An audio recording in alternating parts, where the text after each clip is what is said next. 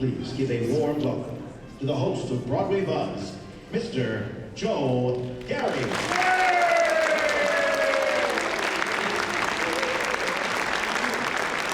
Thank you very much.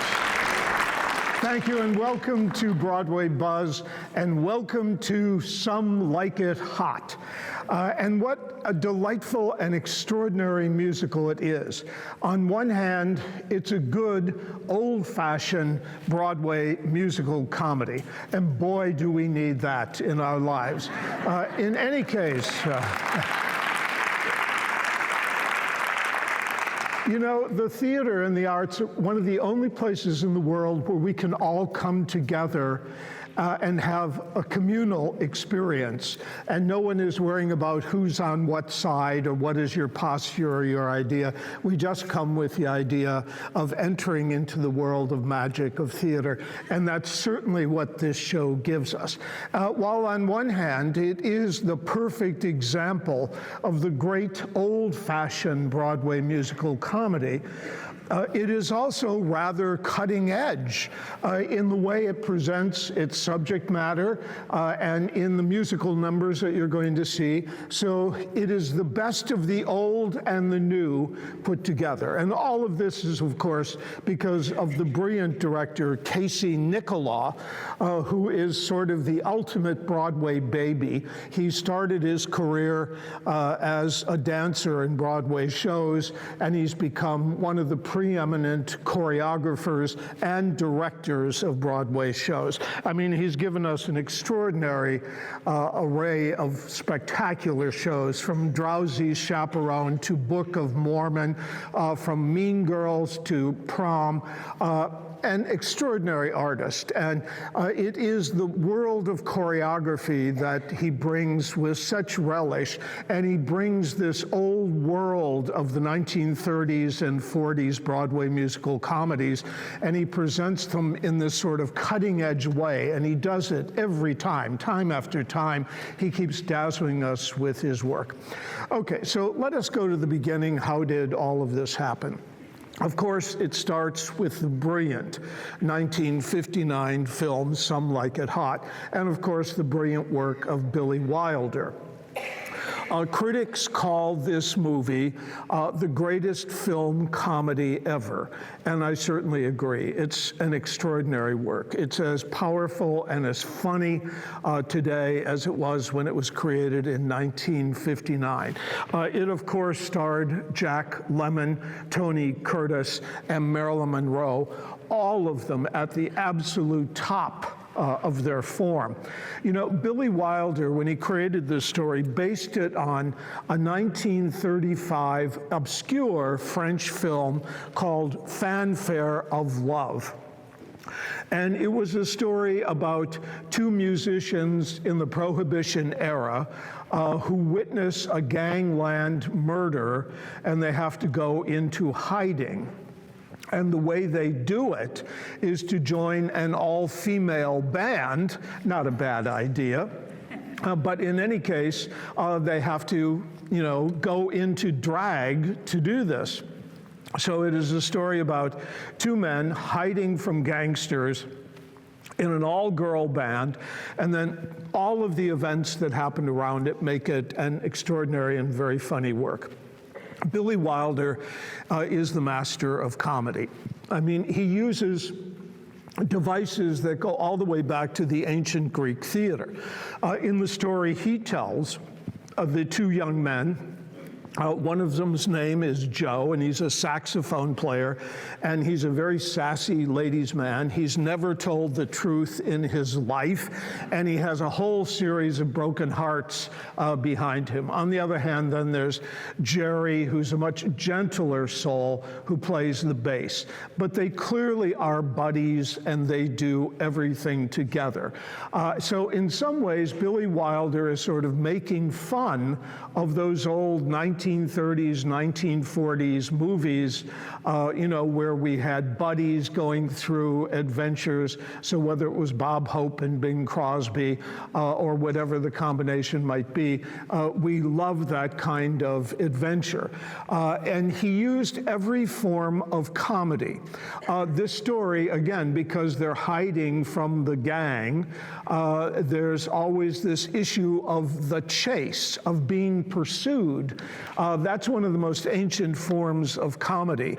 And watch how the chase is so brilliantly used, not only in the movie, but then certainly in the musical that you're going to see. In fact, it will culminate at the end of the show. I'm not giving anything away, but the big chase at the end of the show is 5 minutes and 13 seconds long, but who's counting?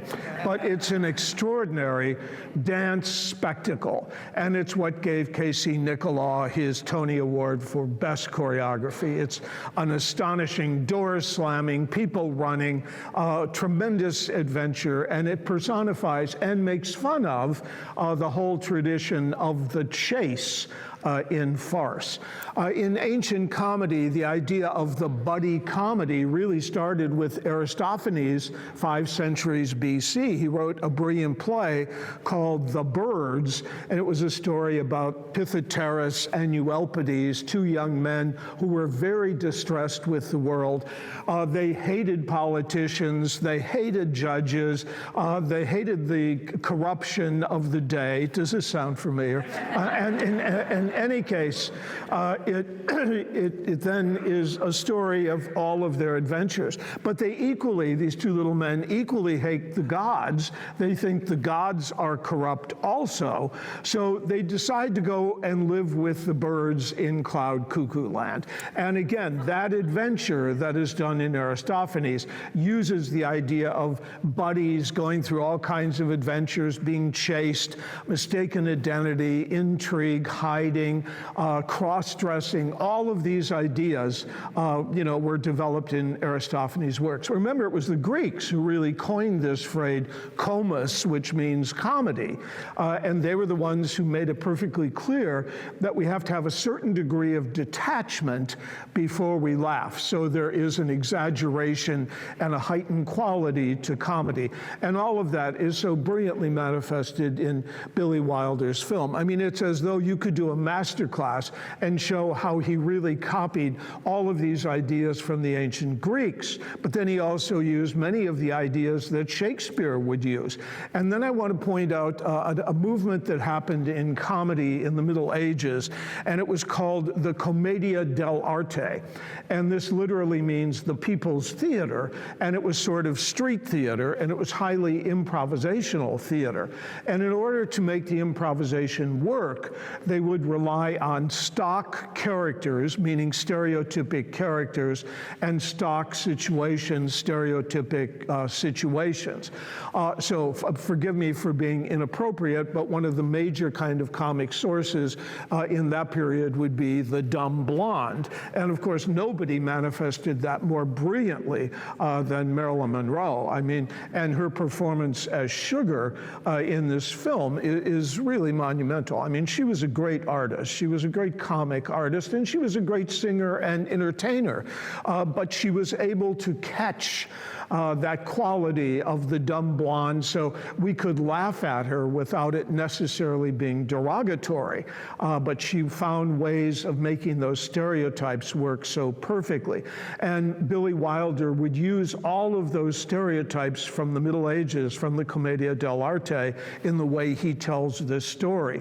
There is a character called Osgood, this older man who is an old lecher. Again, that's a major comic character from the Commedia, the aged chasing lecher, the skirt chasing lecher, and in any case, then we see that wonderfully portrayed by Joey Lewis in the movie. I mean, probably the greatest single moment in this movie is the end of the movie I mean, we go through all these adventures, all these mishaps with all these comic stereotypes right out of the Commedia dell'arte. And then at the end of the story, as they're finally escaping from the mob, Joey Lewis as Osgood takes Jerry, who's dressed as Daphne, and then Joe, and he's with Marilyn Monroe, and they all get in a boat, and in the final moments, Joey Lewis is proposing to Daphne,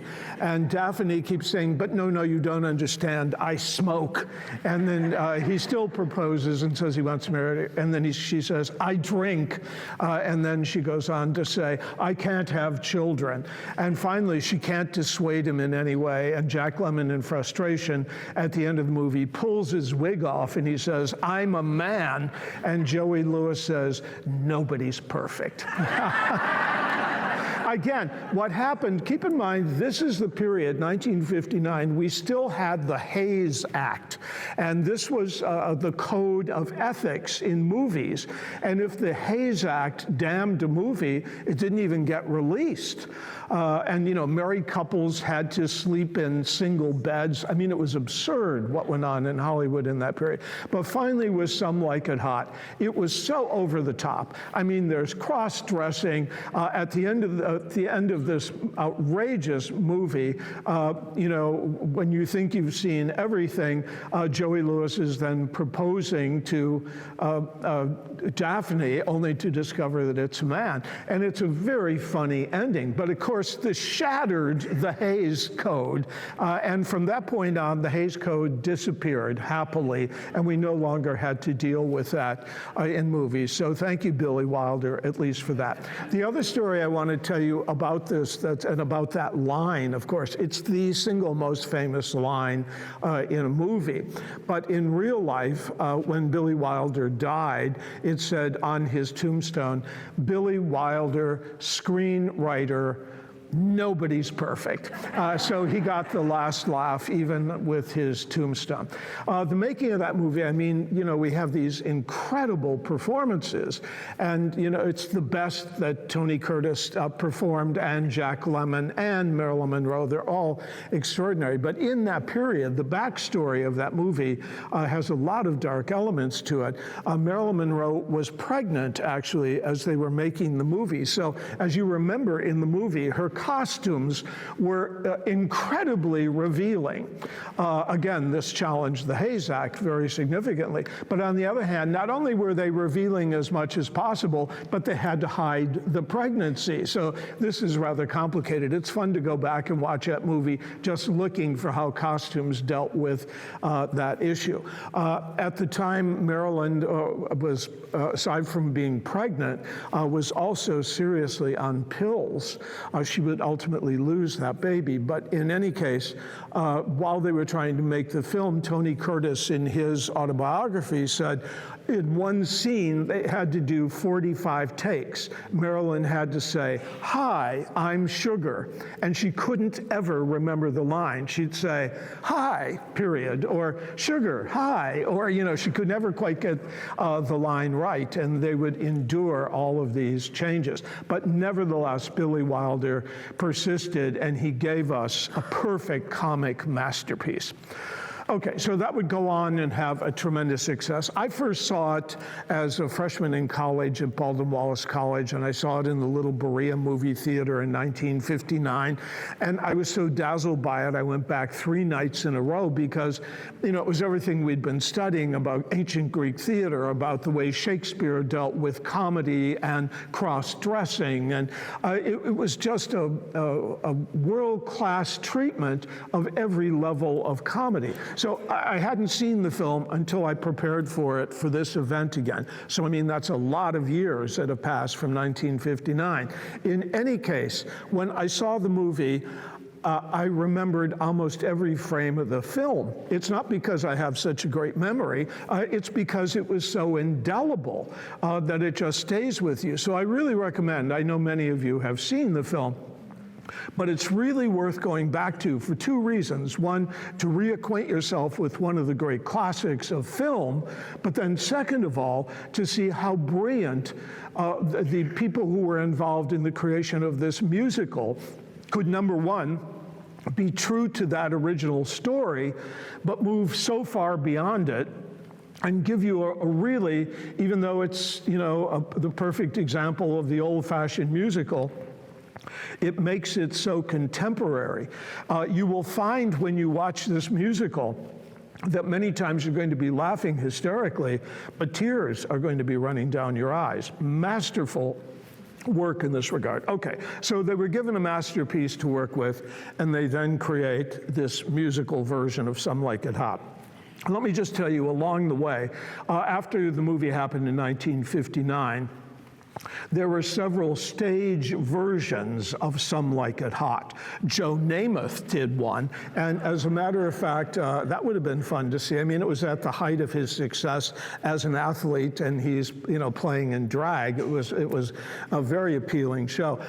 The other thing that happened was at the end of Tony Curtis's life, he then played Osgood, the old lecher, instead of the sassy role of Joe, who seduces everyone in sight in the movie. And so again, those two were sort of curiosities. In 1971, there was a musical version based of Some Like It Hot. It was called Sugar. And it's worth listening to. If you're a musical theater buff, go back and find that album. It was produced by David Merrick, and it had a lot of big names associated with doing it, but it wasn't a success. And the reason it wasn't a success is David Merrick insisted that it be sort of verbatim from the movie. So they cast an actress in the style of Marilyn Monroe, and how can you do that to any actress? I mean, Marilyn was a unique, incredible, indelible spirit, and nobody can really duplicate that. So sadly, the actress was put in a position of trying to be something she could never really achieve. And so it was true with all of those roles. And he kept all of the dialogue the same. As we know, as we've seen so many transitions from movie to musical, is you have to, the obligation is not to be word for word true to the movie, it's to be true to the spirit of the story. And so the end result is you have to create a wonderful musical. And they didn't. They created a very derivative musical. So at the time in 1971, the leading critic of the day was Walter Kerr with the New York Times, and he wrote a Sunday think piece. Remember how wonderful they were. We don't have them anymore. But he wrote this think piece about sugar. And in essence, he said, this is the end of the Broadway musical because it's following such a rigid formula, it really can't survive. Everything becomes predictable to us. We know what's going to happen because it's so rigidly following the formula of, the well-made musical for that period. Well, this really upset me because I was a young director just starting to do musicals. I had just done Jacques Brel, so I wrote him a very nasty letter saying, Mr. Kerr, don't say the musical theater is dying. I'm just starting to work in it. Stop. He came to Cleveland State. I invited him and paid him a lot of money to come to lecture to my students. And he went, oh my God, if I'd known you were the one that wrote me all those letters about that article, I don't think I would have come. But in any case, he did. All right, so happily, though, there was yet to create the perfect version of Some Like It Hot as a musical, and you're about to see it. So let me show you, a group of artists work together. So you have the book writer, the composer, lyricist, and then the director, Casey Nicholaw, working together to create this musical version that we're going to have. And again, when you have someone like Casey Nicholaw at the head of this, who's had all this success transforming all of these other works into stunning musicals, where he can integrate dance in the style of Fred and Ginger, where he can use tap dancing in the way they did at, as they did at the Cotton Club in the 30s in New York and in Harlem. He's able to bring all of these elements together so brilliantly in the work. But I just want to show you some choices that they made that I want you to look for. So let's first look at Matthew Lopez, who is the book writer. Many of you may not know who he is. He's a very distinguished American playwright. Many critics say that he is the great American playwright of the age. He wrote a work called Inheritance, which is a 7.5-hour play. I saw it in New York. It was the last play I saw before COVID hit. I went to New York and saw 10 shows. That was the last show. It was so brilliant. I came home only to find out that the theaters were closed, and I thought we might never see theater again, and I had to resign myself to the fact that at least I saw the greatest play I had ever seen, The Inheritance, as my final marathon 7.5-hour show. But what he does in that play, he took Brideshead Revisited, that story, the great English novel that we know, and he turned it into a contemporary play about young gay people coming to terms with what it means to be gay in the world we live in. And it really wasn't a play designed for a gay audience. It was a play designed for everyone. Anyone who had any feelings about being human were seriously moved by this extraordinary work. So he uses his same magic when he takes this storyline that Billy Wilder used, and he adjusts it to turning it into an old-fashioned Broadway musical comedy with very modern undertones.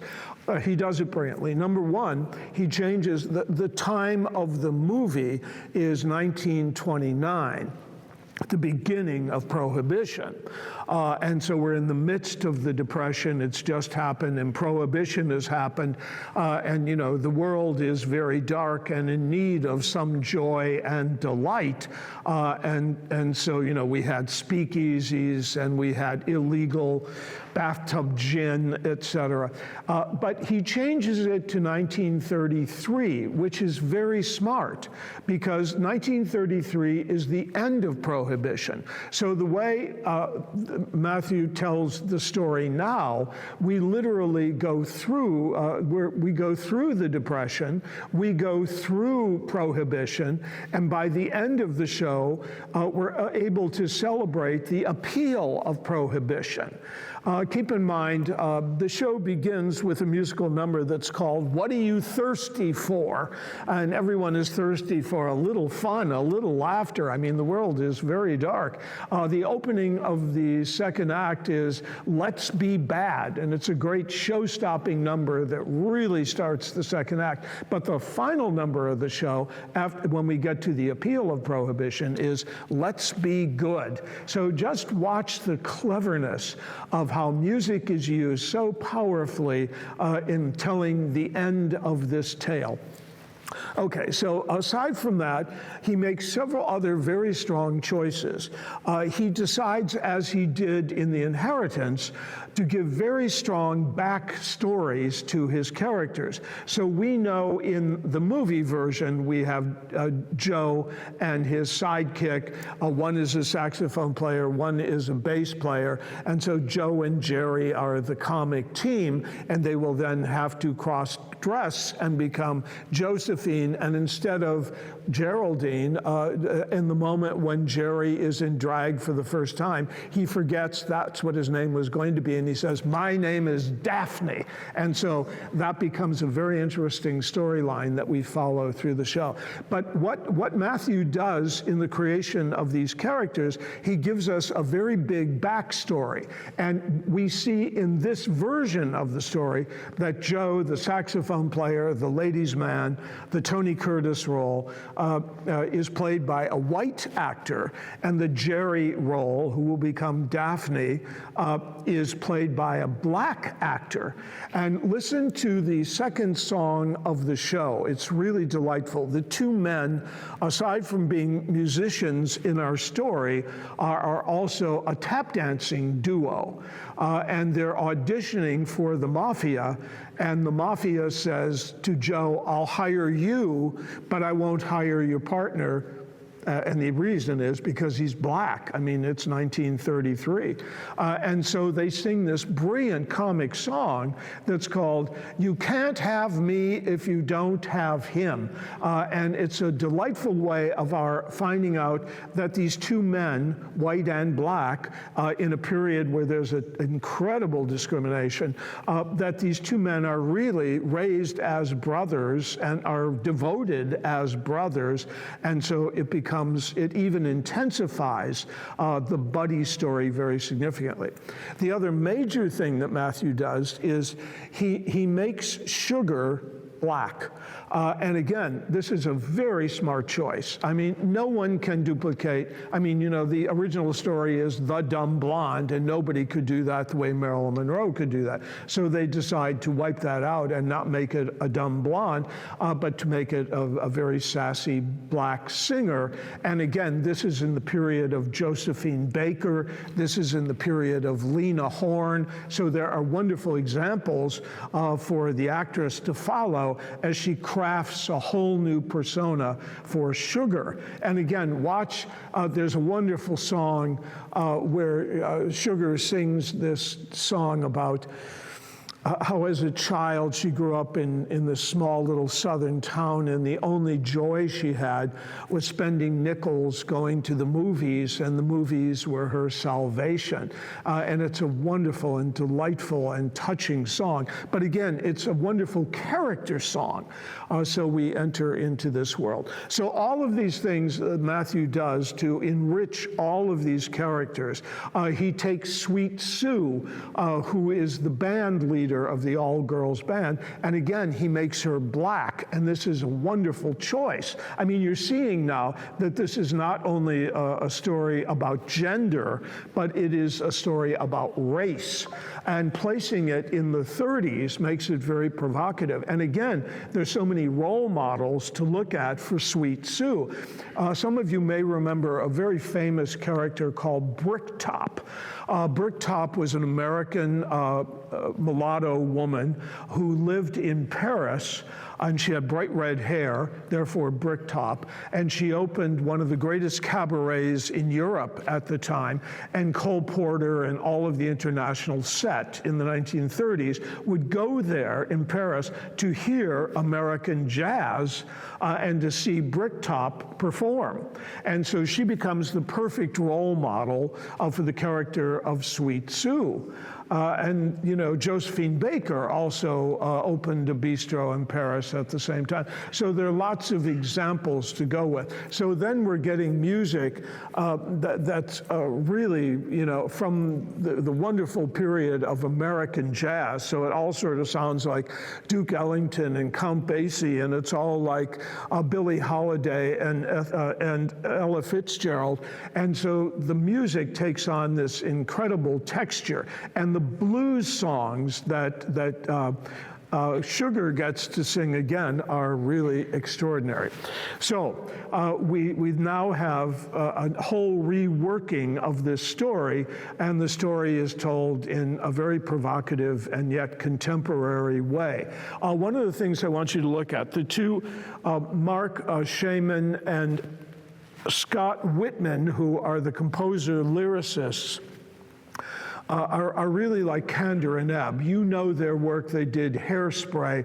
They had the great success with the television show Smash, which incidentally in 2025 is going to open as a Broadway musical, and already the word of mouth about the workshops really extraordinary. And then they also did another wonderful musical called Catch Me If You Can with Terrence McNally. But listen carefully, every one of their numbers are show-stopping numbers. You know, we talk about the 11 o'clock number in the second act that brings the house down. Well, they have a 10 o'clock number, they have a 12 o'clock number, and they have a 2 a.m. number. I mean, it just goes on and on. They keep topping themselves with what they do in the story. And then, of course, Casey Nicola links all of this together, taking all of these multi-dimensional characters and great show-stopping music, and then he integrates this extraordinary treatment of dance. So we see the Lindy Hop in the opening number of the show. We see the Charleston at the end of the first act in the big number, Some Like It Hot. So we see all of these great numbers, and then all of the great tap numbers that are linked through the entire show. But I want you to watch very carefully the development of Daphne. So it moves way beyond just being drag. Remember, it's very subtle in the movie. Jack Lemmon, at the end of the movie, is willing to go off with Joey Lewis. I mean, and he's taken on the world of Daphne. Watch how brilliantly that's done in this musical. There's a song in the second act where Joe and Jerry are in the hotel room and they start to take off their cross-dressing. And Daphne says, you know, I really have to tell you something about myself, and sings this brilliant song called You Could Knock Me Over with a Feather. And it's a song that really sort of pays tribute to a whole new idea that we have of gender fluidity, where a man can feel comfortable sometimes as a woman and sometimes as a man. It's all very complex for our old minds, but nevertheless it exists in our world, and it's wonderfully developed in this musical. And it is the reason, that number is the reason that the actor who originally played Jerry Daphne on Broadway would win the Tony Award. I mean, watch for it. It's a stunning moment, and you find yourself cheering so strongly for Jerry, who just wants to be honest. And it works then for all of the other characters in the show. It's wonderfully put together. It's seamlessly done. Sets are brilliant. Costumes are brilliant. The arrangements are spectacular. You see the female chorus performing on stage as musicians, aside from everything else, aside from dancing brilliantly. You're in for a marathon treat. Please enjoy Some Like It Hot. Thank you.